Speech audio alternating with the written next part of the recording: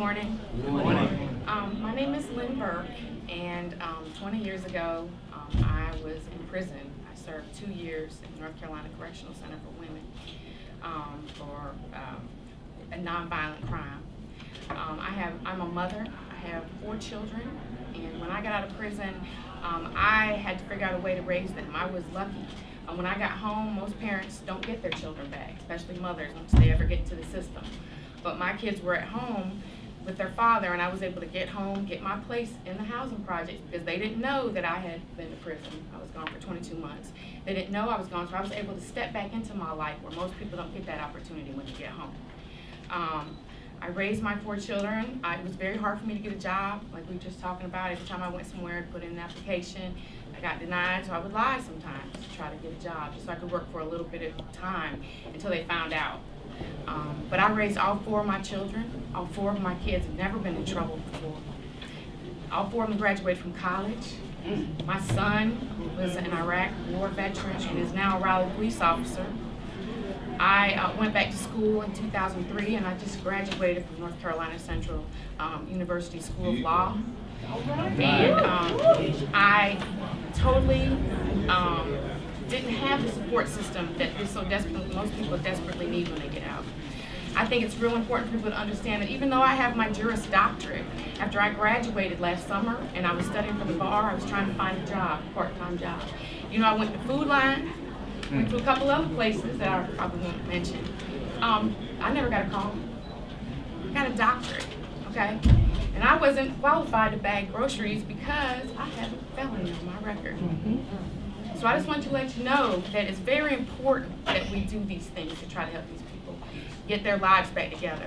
We want to pay taxes. We want to take care of our children. We want to make sure that they don't go through what we went through, the bad choices that we made.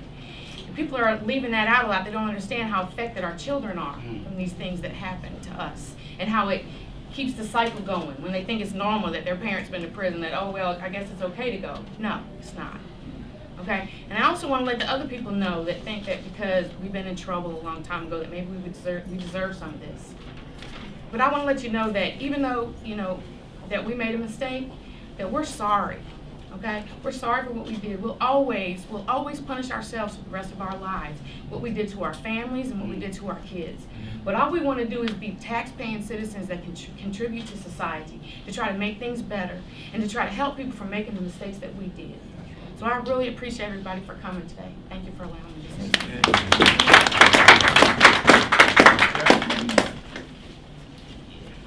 My name is Darrell Atkinson.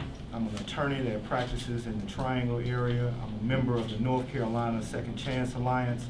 I'm part of Community Success Initiative Speakers Bureau. But most importantly today, I'm a person formerly incarcerated. And I use those words purposely because we in the formerly incarcerated and previously convicted community reject terms like ex-offender, ex-convict, ex-felon, because they seek to define us by the worst mistake that we've ever made. I am not the sum total of my worst mistakes. As been said earlier, I'm a father, I'm a husband, I'm a human being, and most importantly, I'm a child of God. So I would encourage the media and the press to use language that does not continue to stigmatize those of us who might have made a mistake in life. When I was released in 2000, I had a high school diploma. I went in with a high school diploma, I left with a high school diploma. The state of Alabama wasn't nearly as progressive as North Carolina. They did not offer post-secondary education in their correctional facilities.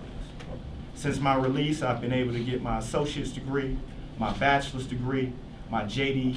I'm licensed to practice law in both Minnesota and North Carolina. Now, the only thing that separates me from hundreds of other men who I left behind the wall was that I had a viable support system to come to, a loving family that could give me a place to live. I did not have the immediate pressures of food, clothing, and shelter. I could devise a plan and work my plan.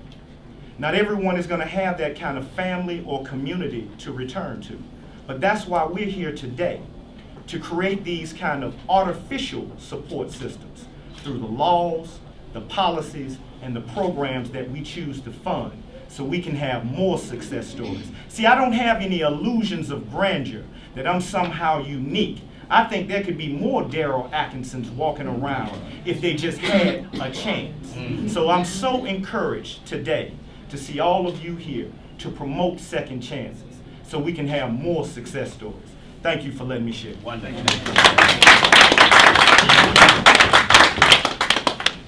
Good evening, everybody. I'm a country boy from Franklin County who moved up here in Raleigh in '85.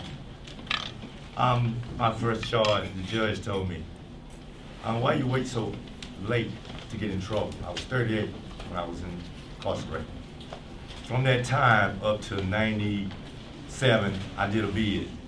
I got out 2000. Got a CDLs, drove trucks. But somehow the grandfather clause when I got into this electrical company, I didn't redo my CDLs and I couldn't get my CDLs back active. And now it's commercial. But anyway, I've got in trouble for 12 years. Recently just got out in 2009. They dropped me off down here on Lake Willow Road.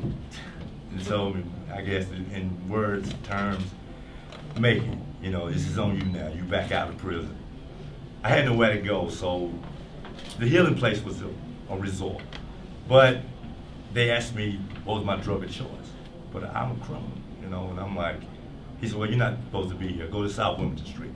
I had to go through the bad weather up on the overpass for about 3 or 4 months to get a position to get into the men's center on South Wilmington Street.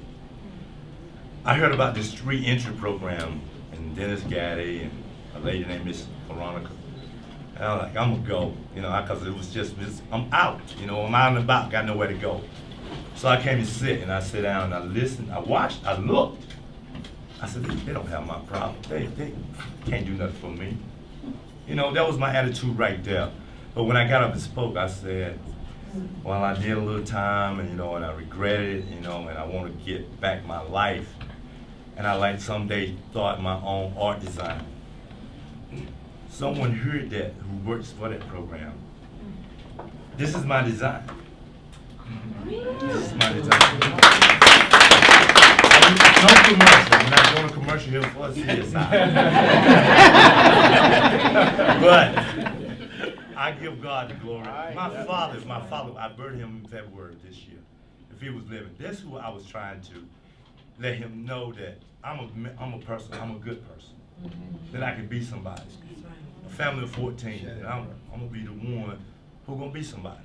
All right. And do with them who heard my story and been giving me chances. This is the second chance for me. I'm on probation now, and I'm a strike 3 person. I don't want to go back. All right. You know. So this is all I got to say. You guys who here who represent and who was in my position, I want to be an actor. All right. So thanks. Thank you. One addition to the program, Bakir Mujahid.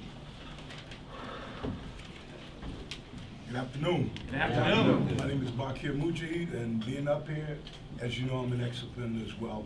The term doesn't really bother me because I know who I am. Okay. No disrespect to you, brother, or anybody else here.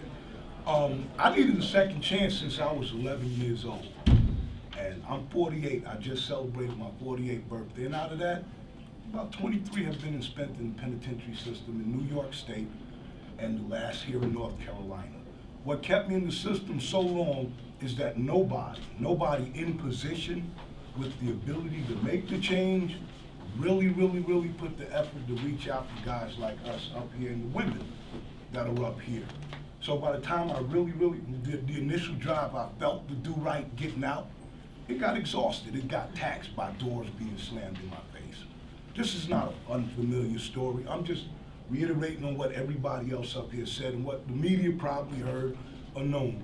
But I'm not the only one that need a second chance. There's plenty of people out there I talked to that couldn't make it and didn't make it up here. These voices are needed, so you can see it's not just 1,500, it's 15,000. You know what I'm saying? Need to be here right now. And not only that, not only ex-offenders, it's mothers impacted by this, people who haven't been arrested by this, it's businesses. that are going to be impacted by this. Why? Because if a man or a woman is forced to feed themselves and their children with no means of support available to them when they get out, the everyday pressures, as Brother Atkinson said, on the food, clothing, and shelter, as we said, is going to run you under the gun. So you got to hit the ground running fast and just try to put food in your mouth. That don't work. Nobody want to give you a chance. The statistics they give about every 3 years, I'm 5 years going on 5 years out. So y'all can take that and keep that statistic, okay? I'm part of the Speakers Bureau as well, and I came out without a hope. Like I said, you know, I just finished 15 years, and I've been out since 2006. And through brothers like Dennis Gaddy, here in other organizations, and who I met my wife, you know, who kept prodding me, go back to school, do something, you know, enhance your viability and things like that. I had kind of a support system, maybe not as strong as I like, because I have no family here. These became my family. You understand what I'm saying? And I managed to grow through it. I managed to re-educate myself with the services offered, which aren't much. And that's the problem we have now. Whoever can do it and whoever has the ability to fund it, there aren't many sources like CSI and like that really care, that's in the trenches reaching out and that's doing with the pennies they got. You know what I'm saying? We need second chances. Other than that, you got to think, with every crime committed, there's some victims now. There's some victims. You know, and it's getting worse and worse, recidivism. You got to stop this. Give that second chance. Thank you. Thank you.